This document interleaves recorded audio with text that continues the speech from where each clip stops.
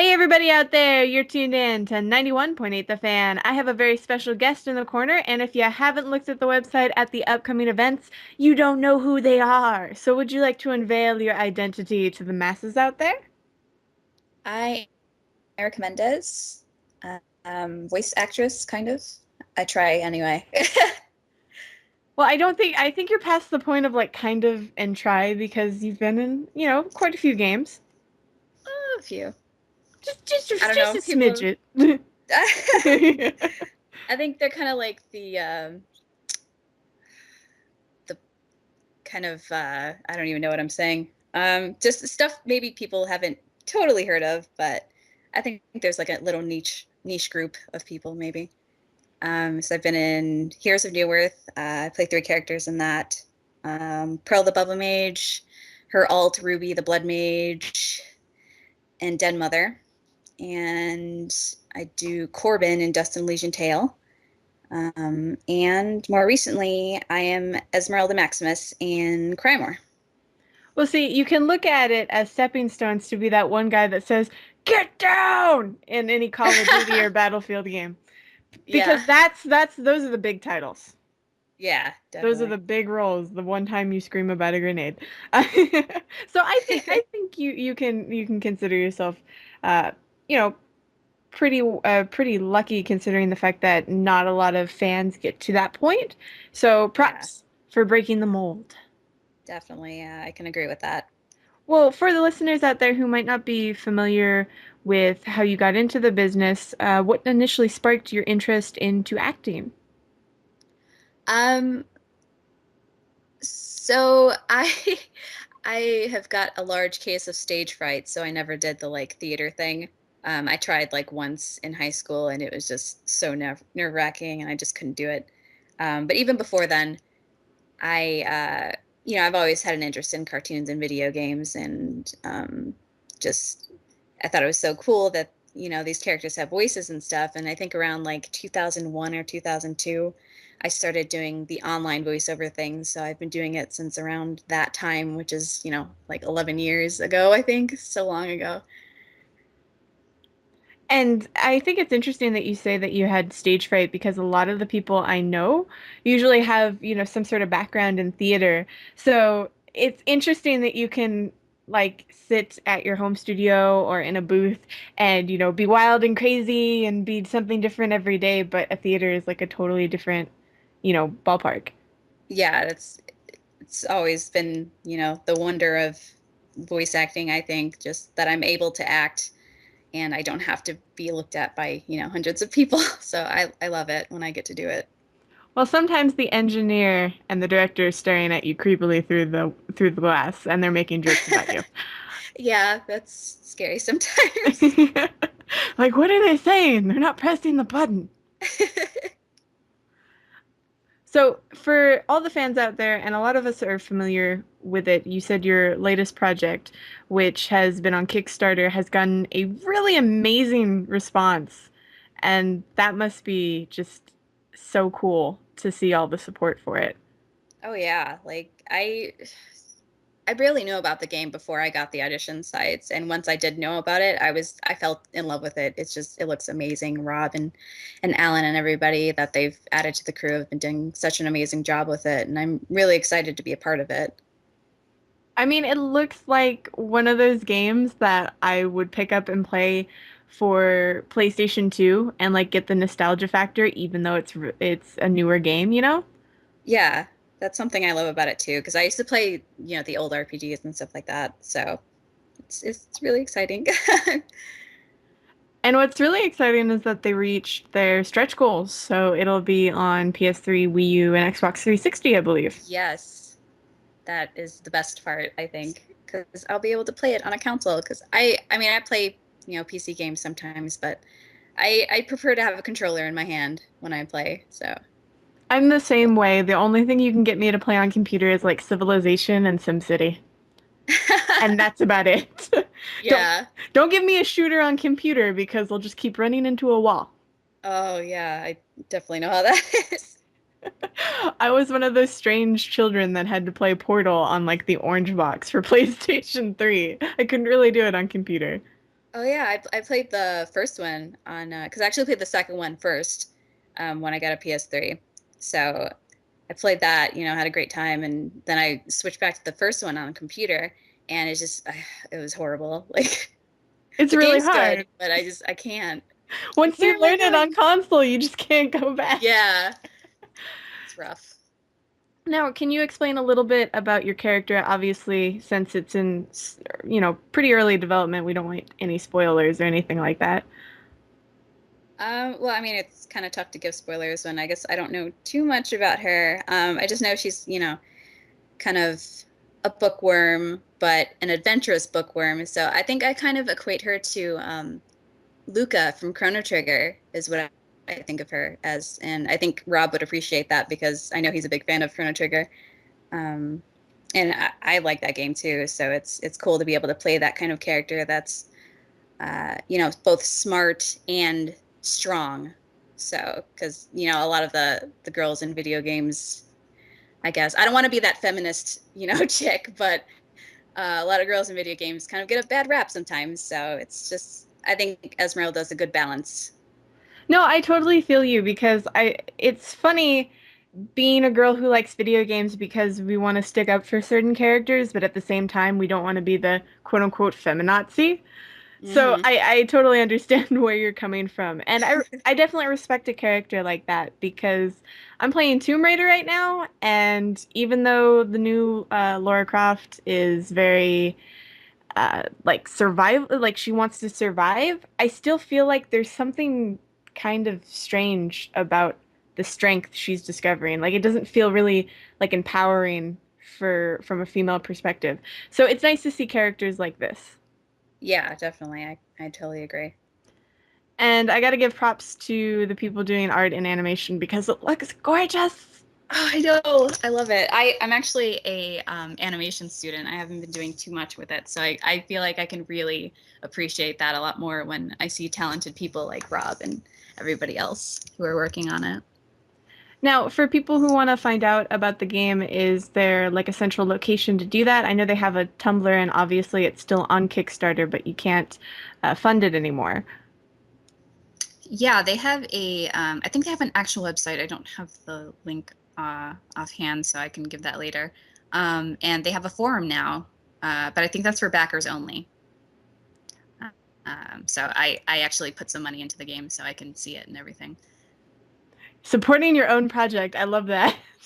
Yeah, yeah, I had to show that I'm all into this. I want to be committed because it looks great, and I wanted it to succeed so badly.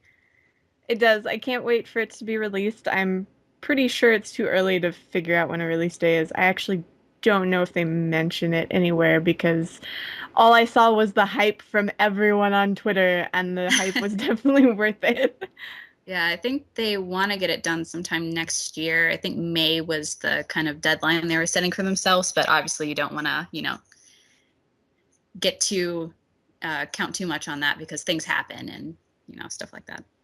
Now, one thing that I think is really interesting is your character is also getting like a figure, and that just must be like a neat feeling.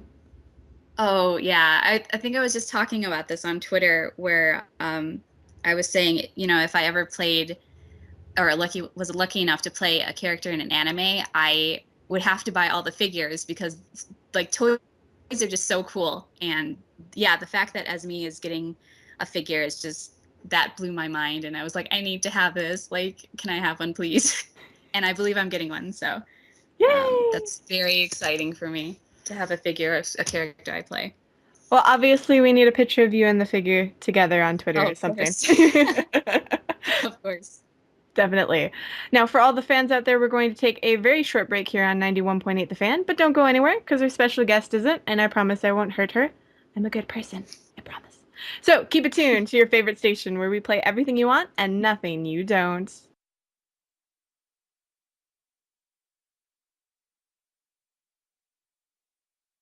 Hey, everybody out there, you're still tuned to 91.8 The Fan, and if you weren't, you wouldn't hear me, which would be sad. It would be devastating, I'm just saying. And our special guest is still here and alive. Maybe. Maybe. At least she's breathing and she can still talk. And she's not deaf. So I think we're okay. Whether she can see or not is another problem. We'll get to that later. Yeah. But now for all the listeners out there, a lot of people want to know if you have any place where they can stalk you on the internet in a nice way. Yeah, I hope it's in the nice way. Yeah, I have a Twitter account, which I use in frequent spurts, I like to think. It is, the usual Twitter URL and then Erica, however you want to do that. So it's ERIC, six A's, like six letter A's, and then an H. And I have a open Facebook account that I attach to that. So there's a link in there if you want to do the Facebook thing. It's funny, your Twitter name just makes me imagine that when you were typing it, you just held down the A. Like you blacked out and held down the A and pressed enter. Actually, what I did was I couldn't obviously use my actual name because it was taken. Because this was like, I don't know, 2 years ago or whatever that I signed up for Twitter. So I kept adding an A until one was available and it wasn't. So I had to add an H and then add the A's. And it took me six before I could find one that was available. That's pretty ridiculous. I'm Yeah. not even gonna lie. Like, it's funny, I have a secret name that I use for a lot of stuff to sign up with because I've had the name for my show, like Kana since I was like 9. And like as more time goes on, I'm finding that other people are taking the name before me. Yeah. And it's just getting frustrating. So now I have a different name that I spell it in a way nobody ever spelled that name before. And I'm not telling my secret to anyone. You can't take it. It's a good idea. Maybe I should probably do that. But But now, for the listeners out there who want to, experience any other projects you've been a part of, is there anything else you'd like to promote that you're working on or that recently came out? um you can always find my Heroes of New Earth characters on YouTube. I think it's been like a few weeks since one of my characters just came out, but if you type in like, Pearl the Bubble Mage, Heroes of New Earth, Ruby the Blood Mage, Heroes of New Earth, or Den Mother, Heroes of New Earth, you can hear my stuff in that. Or if you type in Corbin in Dust and Elysian Tale, which came out sometime last year, that's always up on YouTube. But as far as recent things, I mean, um, not stuff you can hear me in yet, I don't think. I did my first Walla session ever a few weeks ago. That was exciting, but I can't talk about that yet because the show's not out. So, Dang, I was about to ask you if you were lit on fire or something. oh, I wish. I think I got to see a car accident. That's about it. Well, that's exciting. I know that with a lot of Wallace sessions, a lot of the fun ones are the ones where you have to think of like 7 different ways to die. At least that's what I hear. So Yeah, I haven't had that yet, so hopefully soon. That would be cool. that would be very cool to practice on how you die. Yeah. Yeah, that's not weird at all. No, not. It's just, usual voice acting stuff. No big deal. Definitely. Well, now, one thing that the listeners love to do is they love to glomp and invade your personal space with Uh-oh. asking at an event. So do you go to any conventions or anything like that? I try. I mean, now that I've been living in LA for almost 2 years now, I guess, a year and a half, something like that. So there's a lot of cons in LA, obviously, if people, know about all that stuff. I went to ALA, which already passed. I think I might be going to WonderCon on the 30th of this month. And I believe I'm going to Anime Kanji, which is April 12th through 14th. So I will be there. Nothing else planned, but yeah. Well, it's funny. I actually didn't realize you were in LA because I know we had a time zone problem before we started because Chris didn't inform me what time zone you were in. I'm in Viva Las Vegas, so we're actually in the same time zone. Oh, cool. Yeah. That makes life so much easier. I have to say though, did you move to LA for your voice acting or have you just grown up in the area? No, actually, I'm from Chicago. I was pretty much born and raised there. I've moved a few places because I was an army brat. But I moved out here mainly for this is kind of sappy and gross, but for Lucian, who you guys interviewed maybe a few weeks back, we're actually dating. So we are doing the long distance thing for a while, and we decided to, go up and move to LA since he wants to do the whole voice acting career thing, and I have an interest in it, so I came up and moved with him. 91.8 The Fan, the place to get voice actor gossip. And now we'll have like pictures of you in like our magazine, like gossip pictures. Oh no. It'll be great. Oh, I shouldn't have said anything. No. Dang it. All So, of it. though I really, even though the traffic there sucks, I actually really kind of like the California area, especially in Anaheim. I'm not the biggest fan of Los Angeles because the Yeah, traffic. It's just the I traffic. actually don't have a car yet, so I don't have to worry about traffic too much. And working at home, it totally, I don't have to go out much. Not saying I don't go out, I do go out, but yeah, I don't have to deal with the traffic too much, thankfully. It's Uh, okay. I work from home and I don't leave. yeah, I'll just be honest. you know what I'm talking The only about. time I leave is when they invite me to a convention, and that's once every like 6 months or something. Yeah, it's fun to get out. But yeah, the Anaheim area, well, Disney's over there, so and I just got an annual pass, so I love it over there, of course. And yeah, but definitely the LA area is kind of gross sometimes, but it's not too bad, I guess. I like the weather most of the time. I I'm Better than the so snow. I'm so jelly you're so close to Disneyland. Yes. I'm so jelly.